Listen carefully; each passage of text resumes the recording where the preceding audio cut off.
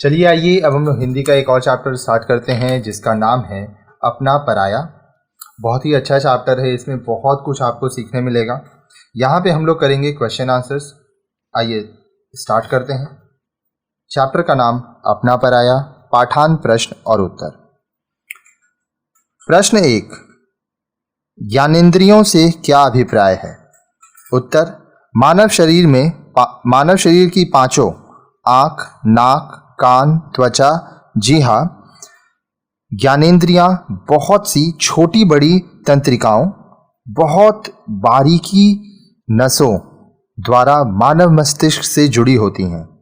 मानव मस्तिष्क शरीर के सभी कार्यों को करने व कराने वाला हेड ऑफिस, मुख्य कार्यालय होता है।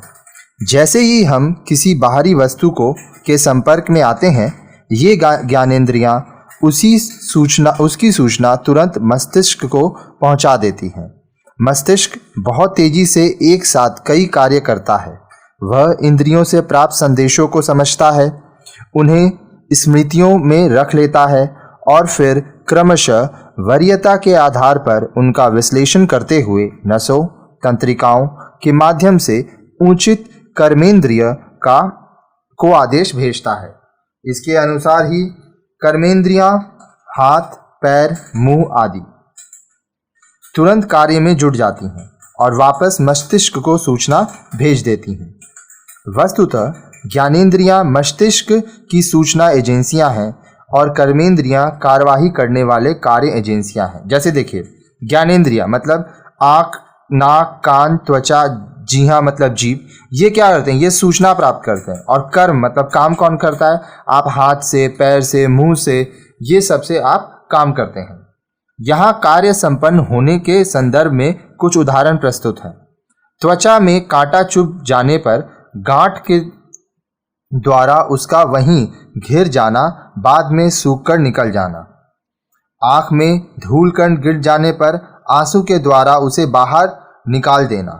नाक में कोई पराई चीज प्रविष्ट हो जाने पर छींक द्वारा, तेज निश्वास द्वारा उसे बाहर निकाल फेंकना। जिह्वा का स्वाद रहित वस्तु को अस्वीकार कर थूक देना। जब आप कुछ ऐसा खाते हैं जो जिसमें स्वाद नहीं रहता है या झाल रहता है, जो आपको पसंद नहीं है, तो आप उसको थूक देते हैं। ये सभी प्रतिक्रियाएं अलाभकर, हानिकारक या पराई वस्तुओं के लिए ही होती हैं जो हानि पहुंचा सकती हैं। लाभकारी चीजें तो स्वीकार कर ली जाती हैं। आइए देखते हैं दूसरा प्रश्न। प्रश्न 2, कुछ खाने पीने से पहले हाथों को अच्छी तरह क्यों धोना चाहिए? उत्तर, हाथों में रोगाणु हो सकते हैं जो किसी स्पर्श से भी आ सकते हैं। अतः हाथों को अच्छी प्रकार धोकर साफ हाथों से ही खाना या कुछ पीना चाहिए। प्रश्न 3, श्लेष्मा किसे कहते हैं और इसका क्या काम होता है?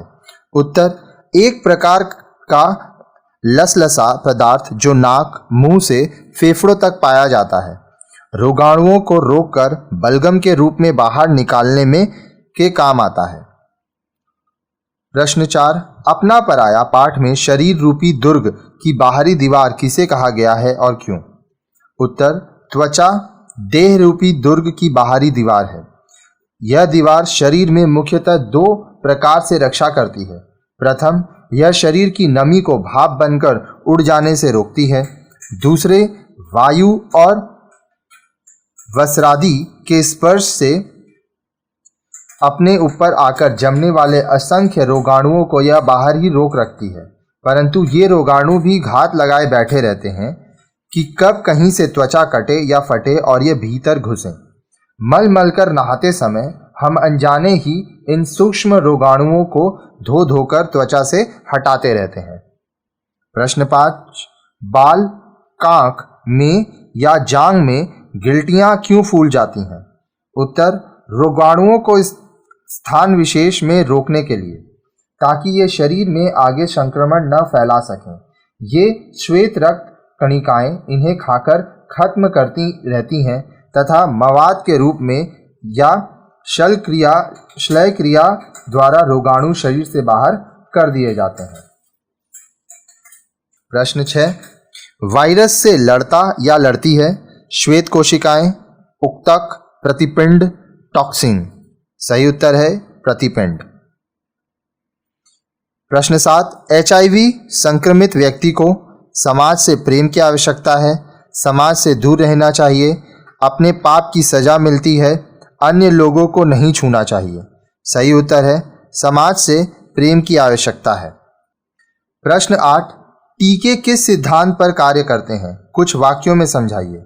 उत्तर, रासायनिक अणु अथवा प्रतिपिंड आक्रमण के सिद्धांत पर कार्य करते हैं, अर्थात किसी खास किस्म के विषाणुओं के विरुद्ध मोर्चा बनाने वाले पिंड। प्रश्न 9, टीके लगवाना क्यों जरूरी है? ऐसे 8 रोगों के नाम लिखिए जिनके टीके उपलब्ध हैं। उत्तर, रोग विशेष के संक्रमण से पूर्व ही रोग मुक्ति युक्त प्रतिरक्षात्मक सामर्थ्य पैदा करने के लिए खसरा, काली खांसी, chicken pox, hepatitis A, tetanus, BCG, चेचक आदि रोगों के टीके उपलब्ध हैं। प्रश्न 10, एड्स किस वायरस से और कैसे संक्रमित होता है? उत्तर, एड्स HIV नामक विषाणु से होता है। यह विषाणु असुरक्षित यौन संबंधों, संक्रमित खून, संक्रमित सुइयों व उपकरणों तथा गर्भवती माता से उसके बच्चों द्वारा शरीर में प्रवेश कर शरीर की रोग प्रतिरोधी क्षमता को कम कर देती है। प्रश्न 11, परिभाषिक शब्दावली से आप क्या समझते हैं? उत्तर, विषय विशेष का विश्लेषण विवेचन करने के लिए उस विषय संबंधी परिभाषाओं, अवधारणाओं के लिए विशेष प्रकार के शब्दों का प्रयोग करना पड़ता है, अर्थात विषय को परिभाषित करने वाले विशेष शब्द पारिभाषिक शब्द कहलाते हैं। ये विषय संबंधी अवधारणा परक शब्द होते हैं। पारिभाषिक शब्दों का प्रयोग उसी विषय या उससे संबंधी मिले जुलते विषयों में ही किया जाता है। इस पाठ में शरीर विज्ञान, चिकित्सा शास्त्र व रोग प्रतिरक्षात्मक व्यवस्था पर विस्तार में चर्चा की गई है।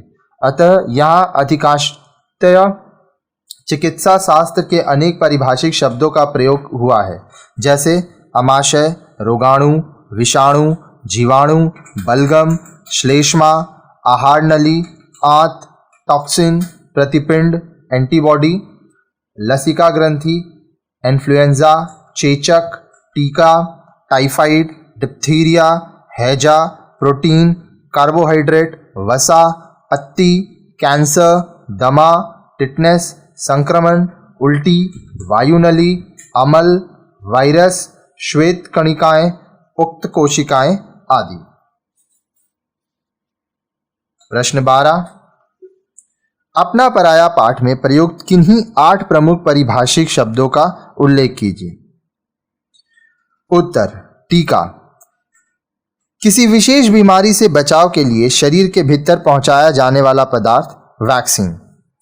पोलियो एक बीमारी जिसमें प्राय हाथ या पैरों में लकवा मार जाता है। टिटनेस एक प्राणघातक बीमारी जिसमें शरीर का तंत्रिकांत बेकार हो जाता है। डिप्थीरिया एक घातक बीमारी जिसमें गला जकड़ जाता है और सांस रुकने लगती है। हैजा उल्टी दस्त की बीमारी। टाइफाइड मियादी बुखार। जीवाणु आँखों से न देखने वाले सूक्ष्म सजीव अणु। टॉक्सिन विषैले पदार्थ। प्रतिपिंड विशेष रोगाणुओं से लड़ने के लिए शरीर के भीतर बनने वाले पिंड।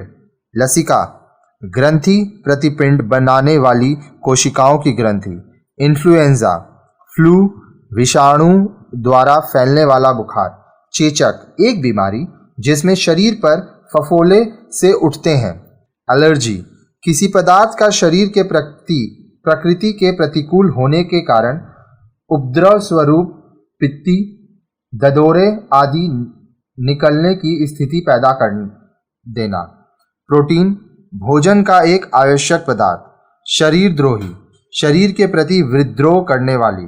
कैंसर शरीर में श्वेत रक्त कोशिकाओं को अगणित संख्या में बनाकर शरीर की ही आवश्यक कोशिकाओं को नष्ट होना। आइए हम लोग देखते हैं परीक्षोपयोगी अन्य महत्वपूर्ण प्रश्न और उत्तर। प्रश्न 1, उत्तक क्या होता है? उत्तर कुछ कोशिकाएं जब मिलकर एक कार्य करने लगें तो वे उक्तक कहलाते हैं।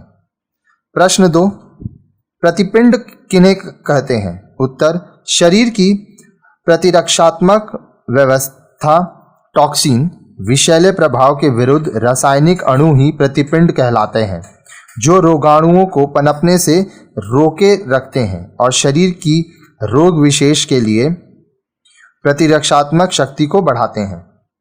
प्रश्न 3, निम्नलिखित अनुच्छेद पढ़कर पूछे गए प्रश्न के उत्तर दीजिए। किसी भी नगर के बाजार की सैर करने निकले, हमें प्लास्टिक की वस्तुओं से दुकानें भरी मिलेंगी। यह जानकर आश्चर्य होगा कि प्लास्टिक कोयले से बनाया जाता है। कोयले से प्लास्टिक ही नहीं वरन ब्रश, बटन, नैथिलीन, अनेक प्रकार के सुगंधित तेल, नायलॉन और डैक्रान जैसे वस्त्रों का निर्माण भी होता है। कोयला एक खनिज है जिसके असंख्य उपयोग हैं। वैज्ञानिकों ने कोयले से 10 लाख से भी अधिक वस्तुओं का निर्माण किया है। कोयले की भांति लोहा, टीन, तांबा, सोना, टंगस्टन, मैग्नीज, जिप्सम आदि ऐसे अनेक खनिज हैं जिन पर आधुनिक सभ्यता की नींव टिकी है। जो देश खनिज संपन्न हैं वे ही औद्योगिक विकास में अग्रणी हैं। आज भी भौतिकवादी सभ्यता की आधारशिला खनिज ही है। मनुष्य के जीवन में खनिज सदैव महत्वपूर्ण रहे हैं। मनुष्य ने प्रत्येक युग में किसी न किसी रूप में किसी न किसी खनिज का अवश्य ही प्रयोग किया है। कुछ खनिज तो इतने अधिक प्रयुक्त हुए हैं कि उनके नाम से युग का नामकरण हो गया है। आदिम निवासी ने पत्थर से ही आग जलाई और अस्त्र शस्त्र बनाए। इतिहासकार इस युग को पाषाण युग कहते हैं। अब देखिए, इसको हम लोग पढ़े, अब इससे संबंधित जो प्रश्न है वो करेंगे हम लोग। प्रश्न क, कोयले का महत्वपूर्ण क्यों माना गया है? कोयला एक खनिज है, इसके असंख्य उपयोग है। प्रश्न ख, खनिजों को भौतिकवादी सभ्यता की आधारशिला क्यों माना गया है? उत्तर, कोयले के समान ही लोहा, टीन, तांबा, मैग्नीज आदि अनेक खनिज हैं जिन पर आधुनिक सभ्यता की नींव टिकी है। जो देश खनिज संपन्न हैं वे ही औद्योगिक विकास में अग्रणी हैं।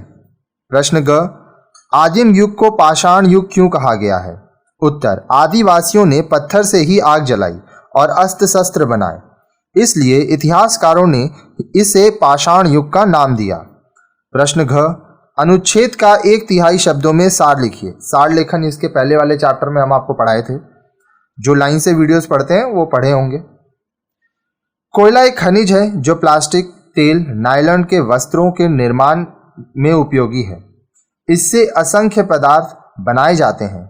यही हमारी औद्योगिक उन्नति में अग्रणी है व भौतिकवादी सभ्यता का आधार है। इसका उपयोग प्रत्येक युग में होता रहा है। प्रश्न अंग, अनुच्छेद का उचित शीर्षक लिखिए। उत्तर, जीवन में खनिज का महत्व। आइए आगे देखते हैं। प्रश्न 4, क्षय रोग किसे कहते हैं? क्षय रोग के रोगी के इलाज में क्या सावधानियां बरतनी चाहिए? उत्तर, क्षय रोग को सामान्यतः टीबी भी कहा जाता है। यह बैसिलस ट्यूबरक्लोसिस नाम के जीवाणु से मानव शरीर के फेफड़ों में संक्रमण होने से उत्पन्न होता है। इस रोग में बुखार बना रहता है, वजन कम होने लगता है, खांसी होने लगती है, फेफड़ों में घाव होने से खांसी में खून आने लगती है। इससे अनंत रोग के अनियंत्रित हो जाने की दशा में रोगी की मृत्यु तक हो जाती है। आजकल टीबी से बचाव के लिए बीसीजी के टीके बाल्यकाल में जन्म के 6 महीने तक ही लगा दिए जाते हैं। प्रश्न 5, गंभीर रोग का संक्रमण हो जाने पर प्रयोग किए जाने वाले पूर्व निर्मित प्रतिपिंड कैसे तैयार किए जाते हैं? उत्तर, गंभीर रोग पैदा करने वाले विषैले रोगाणुओं का विषाणु कहा जाता है। इनका संक्रमण विषाणु संक्रमण कहलाता है। इनके विष को टॉक्सिन कहते हैं। शरीर की प्रतिरक्षा व्यवस्था अब अपनी अंतिम लड़ाई लड़ती है। यह प्रतिरक्षा व्यवस्था कुछ रासायनिक अणुओं का निर्माण करती है। इसके लिए रोग विशेष के विषाणु या रोग विशेष एक बार शरीर में सूक्ष्म रूप से प्रविष्ट करा दिया जाता है। इसमें रोग के हल्के लक्षण उभर आते हैं जो शीघ्र ही शरीर की प्रतिरक्षात्मक शक्ति के बल पर नियंत्रित कर लिए जाते हैं या नष्ट कर दिए जाते हैं। इसके बाद शरीर में उस रोग से टक्कर लेने या ले सकने वाले प्रतिपिंड बन जाते हैं। उस रोग विशेष के आक्रमण के समय फिर सक्रिय होकर रोग के प्रभाव या संक्रमण को दूर करने में सहायक हो जाते हैं। ये रासायनिक अणु टीके के रूप में शरीर में प्रविष्ट कराए जाते हैं जो एक रोग विशेष के लिए उपयोगी होते हैं। प्रत्येक रोग का प्रतिपिंड अलग होता है। प्रश्न 6, एलर्जी किसे कहते हैं? उत्तर, सभी जानते हैं कि हमारे भोजन में प्रोटीन एक आवश्यक भाग होता है, किंतु सभी पदार्थों में एक सा प्रोटीन नहीं होता। इनमें कुछ प्रोटीन ऐसे होते हैं जो किसी को स्वीकार नहीं होते। ये उनके लिए सदा पराये बने रहते हैं। पहली बार इन प्रोटीन के संपर्क में आने पर शरीर इन्हें बाहर निकाल फेंकने की कोशिश करता है और इस प्रयास में इन पराये प्रोटीनों के विरुद्ध मानव शरीर रोग प्रतिपिंडों से भिन्न प्रतिपिंडों एंटीबॉडीज बनाता है। जब प्रोटीन फिर से हमारे शरीर के ऊतकों तक पहुंचता है तो एंटीबॉडी और प्रोटीन के बीच संघर्ष तेज हो जाता है। इसके परिणाम स्वरूप पित्त उछलना, ददोरे पड़ जाना, सूजन आना, सांस फूलना, दमा हो जाना जैसे लक्षण उभर आते हैं। यही एलर्जी है। कई बार ऐसा संघर्ष कीड़े मकोड़ों के काटने पर भी उठ खड़ा होता है। अतः एलर्जी प्रत्येक व्यक्ति के शरीर का निजी मामला है। किसी भी अस्वीकार्य पदार्थ के प्रति शरीर की प्रतिकूल प्रतिक्रिया स्वरूप असामान्य चिन्ह तथा सूजन, पित्त उछलना, ददोरे पड़ जाना आदि एलर्जी कहलाता है। प्रश्न 7, दवाएं क्यों ली जानी चाहिए? उत्तर, रोग की प्रतिरक्षा क्षमता को बनाए रखने, बाहरी आक्रमण का मुकाबला करने, प्रतिकूल पदार्थ के प्रवेश के कारण असामान्य व असह्य स्थिति में दवाई उपचार के लिए आवश्यक हो जाती है। मनुष्य शरीर की प्रतिरक्षा क्षमता व रोग से तथा उसके प्रभाव से परिचित हो रहा है। अतः उसे मानव मस्तिष्क की आयुर्विज्ञान संबंधी उपलब्धियों यानी चिकित्सा का भरपूर प्रयोग करना चाहिए। ऐसे में औषधि ही रोग को समाप्त करने में सहायक होती है। प्रश्न 8, हिंदी में पारिभाषिक शब्दों के निर्माण में प्रमुखतः किन किन नियमों का उपयोग किया जाता है? उत्तर, हिंदी में पारिभाषिक शब्द प्राय अंग्रेजी शब्दों के पर्याय के रूप में खोजे या बनाए गए हैं। हिंदी में प्रचलित संस्कृत या अन्य भारतीय भाषाओं में उपलब्ध शब्दों के अतिरिक्त उपसर्ग तथा प्रत्यय लगाकर हिंदी में पारिभाषिक शब्दों का निर्माण किया गया है। प्रश्न 9, जड़ व चेतन पिंड में क्या अंतर है? उत्तर, चेतन या सजीव वस्तु पिंड का एक प्रमुख लक्षण बाहरी वातावरण से सुरक्षा के प्रयत्न का होता है। मनुष्य भी हानिकर चीजों से अपने शरीर की रक्षा करने का प्रयत्न करता है। अतः मनुष्य भी चेतन पिंड है।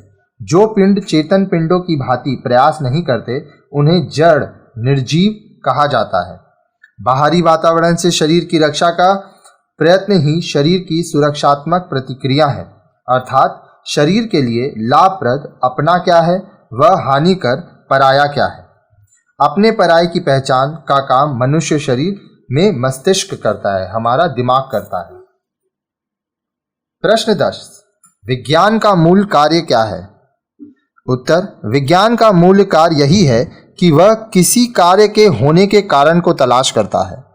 यही कार्य कारण संबंध है कि जो हुआ क्यों हुआ, उसके पीछे क्या कारण है। दुनिया में होने वाले हर कार्य का कोई ना कोई कारण जरूर होता है। इनमें से कुछ को हम जान पाते हैं, कुछ को नहीं। विज्ञान हमारे ज्ञान के क्षेत्र का विस्तार करता है। प्रश्न 11, विज्ञान की प्रमुख शाखाएं कौन कौन सी हैं? उत्तर, विज्ञान की प्रमुख शाखाएं हैं भौतिक विज्ञान, रसायन विज्ञान, जीव विज्ञान आदि। विज्ञान की ही एक शाखा चिकित्सा विज्ञान, आयुर्विज्ञान अथवा मेडिकल साइंस है। इसमें एक रोग के कारण, रोग के लक्षण तथा रोग के उपचार के उपाय आदि के विषय में जानकारी होती है।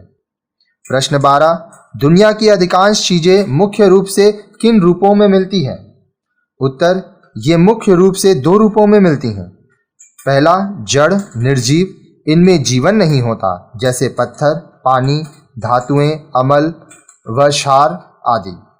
दूसरा, चेतन सजीव, इनमें जीवन होता है, जैसे जंतु, हाथी, शेर, चिड़िया, केंचुए, वनस्पति, पेड़ पौधे, काई, शैवाल।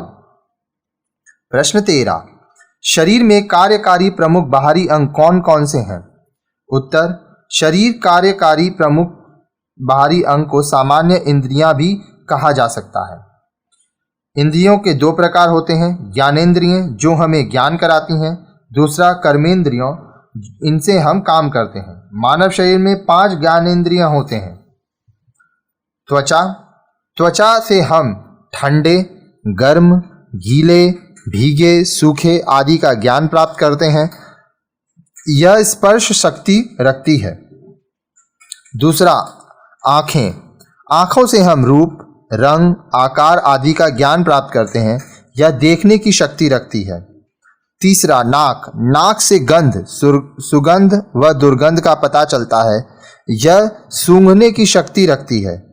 कान, कान हमें स्वर व शब्द की पहचान कराते हैं। ये सुनने की शक्ति रखते हैं। जीवा, जीवा जीभ से हमें स्वाद का ज्ञान होता है।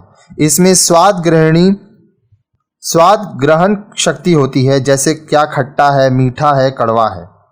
मानव शरीर में 5 कर्मेंद्रियां होती हैं। इनसे हम कार्य संपन्न करते हैं। ये निम्नलिखित होती हैं। हाथ, मानव शरीर में हाथ मुख्यतः हमारी कार्य करने वाली इंद्रियां हैं। छूना, पकड़ना, उठाना, छेड़ना, छोड़ना आदि कार्य हम हाथों से ही करते हैं। पैर, ये प्राय चलने व शरीर का भार वहन करने का कार्य करते हैं। जीवा, ये ज्ञानेंद्रियों के साथ साथ कर्मेंद्रियां भी होती हैं। ये बोलने के कार्य को संपन्न करने में सहायक होती हैं। मलेंद्रिय, मल त्याग का कार्य संपन्न करती है। मल मतलब आपका पेशाब, पैखाना। मूत्रेंद्रिय, यह मूत्र त्याग का कार्य करती हैं। प्रश्न 14, मानव शरीर के प्रमुख भीतरी अंग कौन से तथा वे क्या करते हैं? कौन से हैं तथा वे क्या करते हैं? मानव शरीर को चलाने, जीवित रखने के लिए मुख्यतः 2 तरह से कार्य होता है, श्वास लेकर और अपशिष्ट पदार्थों को बाहर निकालकर। वायुमंडल में विद्यमान वायु में ऑक्सीजन प्राणवायु होती है। हम सांस द्वारा ऑक्सीजन ग्रहण करके व कार्बन डाइऑक्साइड के रूप में हानिकारक गैस को बाहर निकालकर शरीर को क्रियाशील बनाए रखते हैं। यह श्वास कार्य श्वास नली व फेफड़ों के द्वारा संपन्न होता है। श्वास नाक से होकर वायु नली द्वारा फेफड़ों में जाता है और फिर इसी प्रकार वापस नाक से लौटता है। कुछ खा पीकर शरीर को स्वस्थ व कार्य योग्य बनाए रखने के लिए आवश्यक भोजन तत्व, प्रोटीन, कार्बोहाइड्रेट, वसा, विटामिन, खनिज लवण व जल आदि पदार्थों को ग्रहण करके तथा अपशिष्ट को मलमूत्र त्याग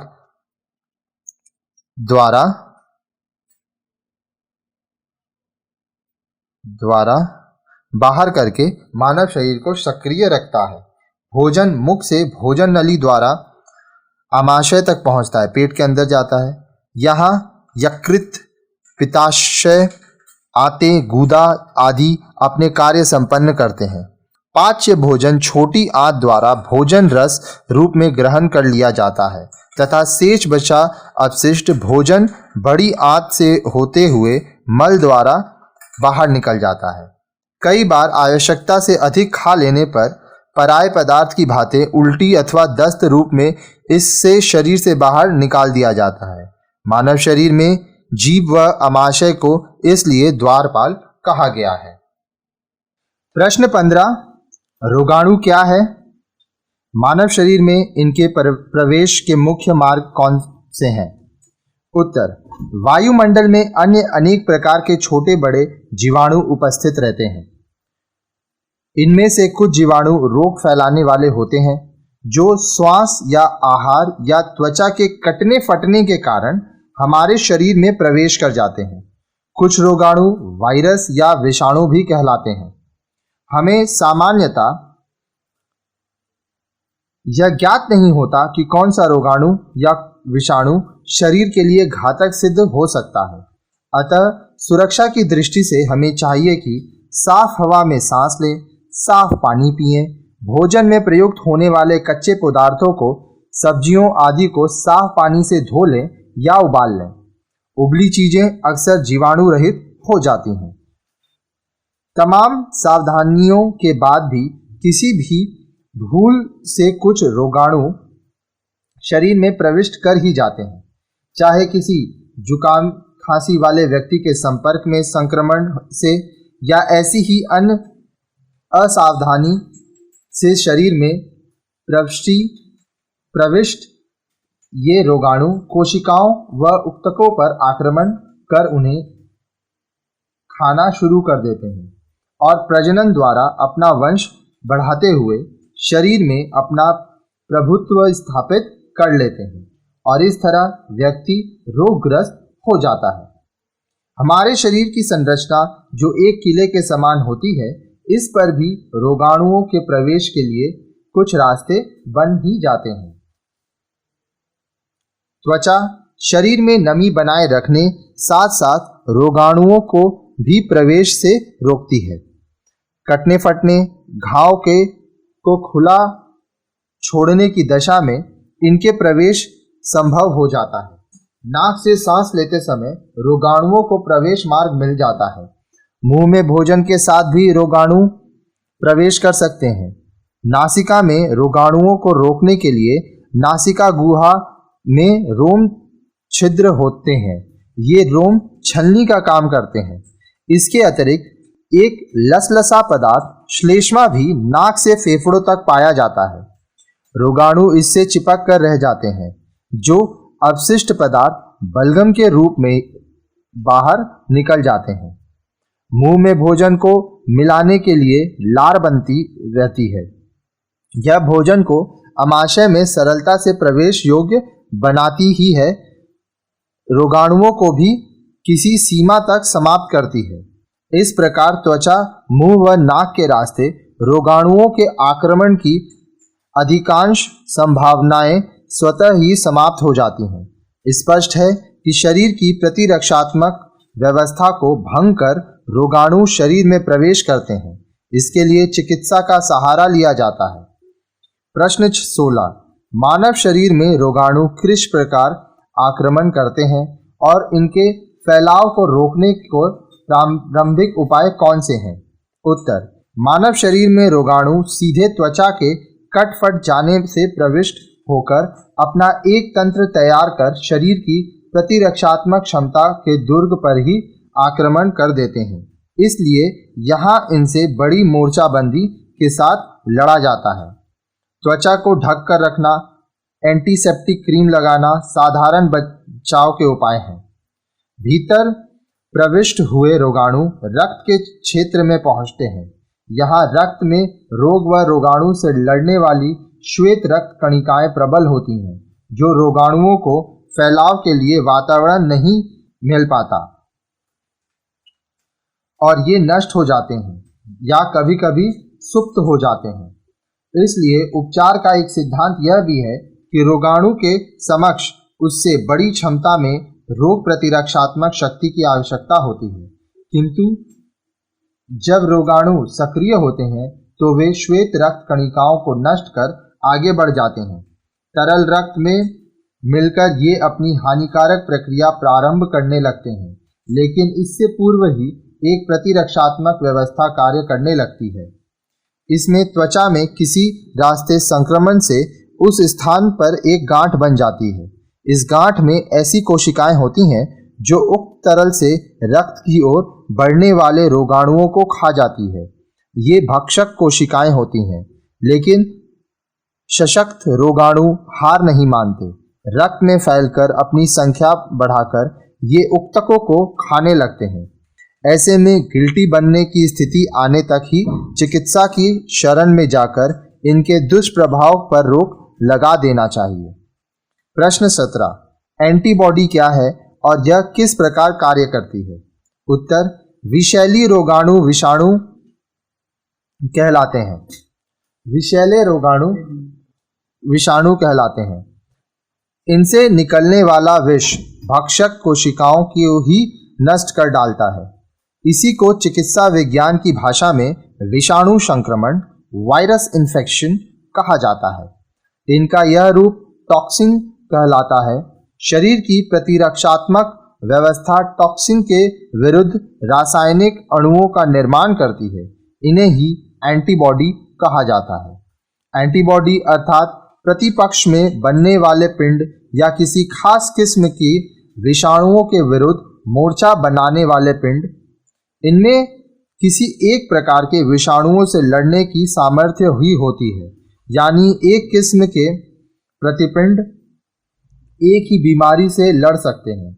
इसलिए अलग अलग प्रकार की बीमारियों के लिए अलग अलग किस्म के प्रतिपिंडों की आवश्यकता होती है। ये प्रतिपिंड रोग के आक्रमण के समय ही तैयार होते हैं और पुनः संक्रमण की दशा में फिर क्रियाशील हो जाते हैं। फ्लू या वायरल बुखार के प्रतिपिंड कुछ सप्ताह तक ही रह पाते हैं। चेचक या माता के प्रतिपिंड 10 से 15 वर्ष तक बने रहते हैं, जबकि क्षय रोग या टीबी के प्रतिपिंड सारी उम्र बने रहते हैं। इतना लंबे समय बिताने पर भी अपने दुश्मन विषाणु को तुरंत पहचान लेते हैं। चिकित्सा शास्त्रियों ने विभिन्न रोगों से लड़ने के लिए विभिन्न टीके तैयार किए हैं। पोलियो, टिटनेस, चेचक, हैजा, डिप्थीरिया आदि।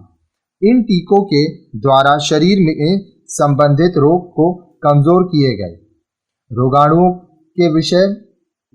के विष को शरीर में पहुंचा दिया गया। रोगों के आक्रमण के समय ये प्रतिपिंड उससे लड़कर शरीर को रोग से बचा लेते हैं।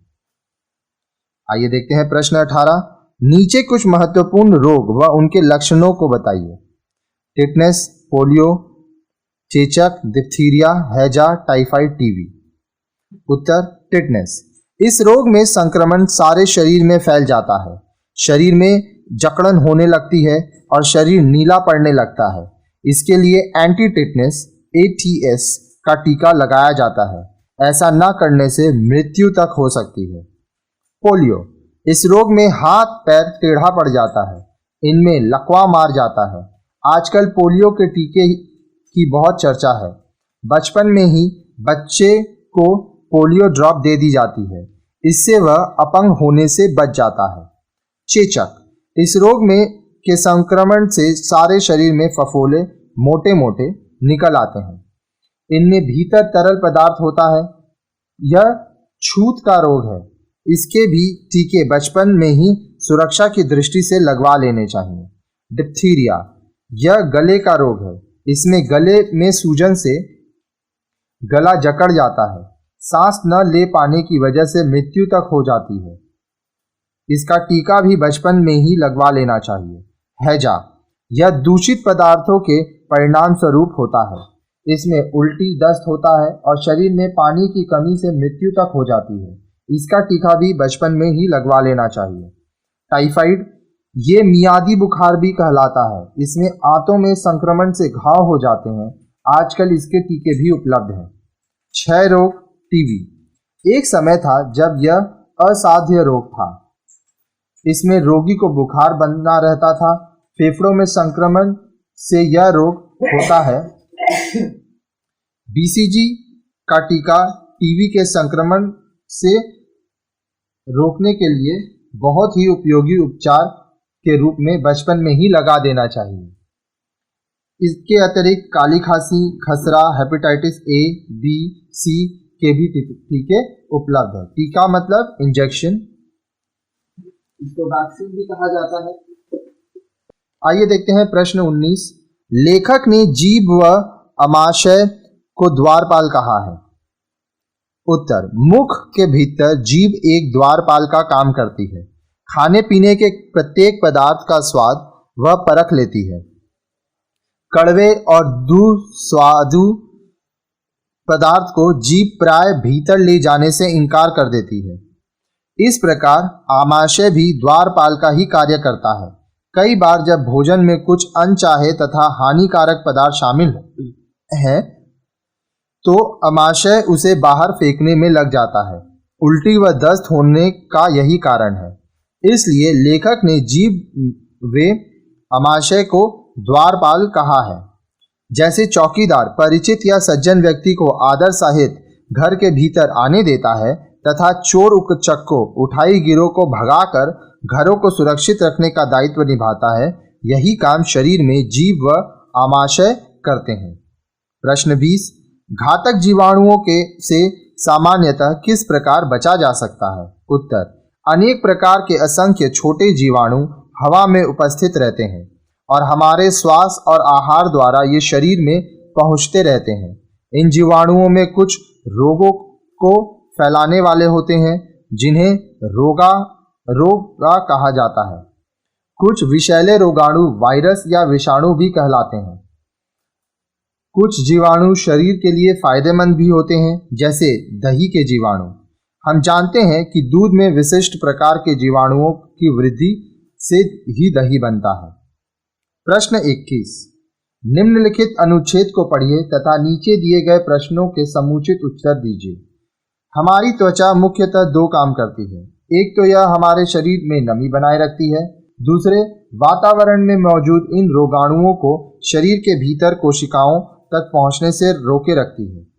रोगाणु त्वचा पर चिपक कर रह जाते हैं तो नहाते समय साबुन में मौजूद तत्वों से मर जाते हैं और पानी के साथ बह जाते हैं। कई बार साबुन न होने पर हम राख या साफ मिट्टी से भी रगड़कर हाथ धोते हैं। उससे भी पूरी तरह न सही, लेकिन बड़ी संख्या में ये रोगाणु त्वचा से हट जाते हैं। इस तरह देखें तो त्वचा किले की बाहरी दीवार का काम करती है, जिसमें शत्रु सेना भीतर प्रवेश नहीं कर पाती। आइए प्रश्न करते हैं। प्रश्न क, त्वचा हमारे शरीर में किस प्रकार कार्य करती है? उत्तर, त्वचा हमारे शरीर में दो तरह से कार्य करती है। शरीर में नमी बनाए रखती है तथा वातावरण में मौजूद रोगाणुओं को कोशिकाओं तक पहुंचने से रोकती है। प्रश्न ख, रोगाणु त्वचा से कैसे हट पाते हैं? उत्तर, नहाते समय साबुन से ये रोगाणु मर जाते हैं। प्रश्न ग, त्वचा को शरीर रूपी किले की दीवार क्यों कहा गया है? उत्तर, रोगाणुओं को शरीर से बाहर ही रोककर त्वचा शरीर रूपी किले की बाहरी दीवार का काम करती है। प्रश्न घ, ऊपर दिए गए अनुच्छेद का सार लिखिए। उत्तर, त्वचा शरीर में नमी को बनाए रखकर वह रोगाणुओं को शरीर में प्रवेश से रोककर दो प्रकार से रक्षा करती है और शरीर रूपी किले की बाहरी दीवार का कार्य करते हुए शत्रु रूपी रोगाणुओं की सेना को भीतर प्रवेश से रोकती है। प्रश्न अंग, अनुच्छेद का उपयुक्त शीर्षक लिखिए। उत्तर, त्वचा के कार्य। अब शीर्षक आप अपने मन से भी कुछ भी लिख सकते हैं। प्रश्न 22, प्रतिरक्षा व्यवस्था के सक्रिय होने को रेड अलर्ट क्यों कहा गया है? उत्तर, हमारे शरीर की प्रतिरक्षा व्यवस्था काफी ठीक ठाक है, जो रोगाणुओं को ऊतकों के संपर्क में नहीं आने देती, लेकिन त्वचा के कटने फटने या भीतरी अंगों में किसी परत के कट फट जाने पर ये रोगाणु ऊतकों के संपर्क में आ सकते हैं। विषाणु वायरस तो खुद इतने समर्थ होते हैं कि उन्हें कटने की प्रतीक्षा नहीं करनी होती। वे समस्त परतों को भेदते हुए भीतर घुस जाते हैं। यहाँ से हमारा शरीर दूसरे स्तर की प्रतिरक्षा व्यवस्था सक्रिय उठती है। जैसे देश में आतंकवादियों के आ जाने पर रेड अलर्ट हो जाता है। इनमें नाक व मुख मुख्य प्रवेश द्वार के रूप में रोगाणुओं के प्रवेश को रोकते हैं। नासिका छिद्र के बाल जीवाणुओं को छलनी की भांति रोक देते हैं। साथ ही सांस की नली और फेफड़ों तक एक लसलसा पदार्थ श्लेष्मा रोगाणुओं को चिपका लेती है। हम नाक साफ करते समय इन चिपके हुए जीवाणुओं को बाहर निकाल देते हैं। खांसी के साथ बलगम का बाहर आना भी इसी प्रक्रिया का हिस्सा है। नाक की ही तरह मुंह में से प्रवेश करने वाले रोगाणुओं के लिए भी कुछ प्रतिरक्षात्मक व्यवस्थाएं हैं। मुंह में बनने वाली लार भोजन को सुपाच्य बनाने के साथ साथ इन रोगाणुओं को भी कुछ हद तक समाप्त कर देती है। इसकी पकड़ में न आ पाने वाले रोगाणुओं को आमाशय में मौजूद अम्ल मार डालता है। शेष बचे रोगाणुओं को हमारे पेट में मौजूद पानी अपने घेरे में लेकर मूत्र के रूप में बाहर कर देता है। इसलिए बड़े बुजुर्ग और चिकित्सक डॉक्टर हमें खूब पानी पीने की सलाह देते हैं। अधिक पानी पीकर हम अपने शरीर रूपी किले से रोगाणुओं को बिना नुकसान पहुंचाए ही बाहर निकालने का रास्ता दिखा देते हैं। ये ही रोगाणुओं को दूर करने के लिए रेड अलर्ट है। आगे देखिए प्रश्न 23। मवाद बढ़ने की दशा में श्वेत कणिकाओं से बाहर से सहायता लेने के लिए क्या करते हैं? उत्तर, विरक्त कणिकाओं के लिए बाहर से मदद के रूप में एंटीसेप्टिक मरहम, क्रीम या एंटीबायोटिक दवाओं का प्रयोग करना पड़ता है। आइए हम लोग देखते हैं प्रश्न 24। विषाणुओं के विरुद्ध प्रतिरक्षा व्यवस्था कुछ रासायनिक अणुओं का निर्माण कर लेती है। विज्ञान की भाषा में इन्हें क्या कहेंगे? विज्ञान की भाषा में रासायनिक अणुओं को प्रतिपिंड एंटीबॉडी कहा जाता है। दिए गए विकल्पों में से उचित विकल्प चुनकर पूछे गए प्रश्नों के उत्तर दीजिए। अब देखिए हर एक क्वेश्चन का 4 विकल्प है, जो सही है वो आपको लिखना है। एग्जाम में अगर इस तरह क्वेश्चन आएगा तो क्वेश्चन उतार लीजिएगा तो आपको पूरा नंबर मिलेगा। प्रश्न 25। त्वचा में कांटा चुभने पर वह उसे छिपा देती है, बाहर निकाल देती है, कुछ नहीं होने देती, गला देती है। सही उत्तर है बाहर निकाल देती है। प्रश्न 26। जीभ भोजन में आए अनचाहे पदार्थ को क पहचान लेती है, ख नहीं पहचान पाती, ग पेट में पहुंचा देती है, घ दांतों से दूर रखती है। सही उत्तर है पहचान लेती है। प्रश्न 27। रक्त में बढ़ने वाले रोगाणुओं को नष्ट कर देती है, क रक्त कोशिकाएं, ख भक्षक कोशिकाएं, ग रक्षक कोशिकाएं, घ धमनियां। सही उत्तर है भक्षक कोशिकाएं। प्रश्न 28। प्रतिपिंड दुश्मन है, क रोगाणुओं के, ख शरीर के, ग त्वचा के, घ कोशिकाओं के। सही उत्तर है रोगाणुओं के। आइए आगे देखते हैं प्रश्न 29। मानव शरीर है, क जड़ पिंड, ख चेतन पिंड, ग गैस पिंड, घ द्रव पिंड। सही उत्तर है चेतन पिंड। प्रश्न 30। हमारा पेट अनचाहे पदार्थों को क पचा लेता है, ख ठीक बना देता है, ग बाहर निकाल देता है, घ वैसा ही बना रहने देता है। सही बाहर निकाल देता है। प्रश्न 31। छींक आने और नाक से पानी बहने से हमें क तमाम बेमेल और हानिकारक पदार्थों से मुक्ति मिल जाती है, ख नाक में तकलीफ होती है, ग अपशकुन होता है, घ मौसम के बदलने की सूचना मिलती है। सही उत्तर है छींक आने और नाक से पानी बहने से हमें तमाम बेमेल और हानिकारक पदार्थों से मुक्ति मिल जाती है। प्रश्न 32। वायरस से लड़ते हैं श्वेत कोशिकाएं, उक्तक, प्रतिपिंड, टॉक्सिन। सही उत्तर है प्रतिपिंड। आइए आगे देखते हैं। निम्नलिखित कथनों पर सही और गलत का निशान लिखिए। ट्रू फॉल्स है।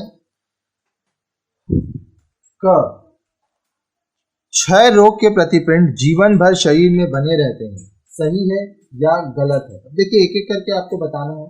इसका आपका जो उत्तर है वो है सही।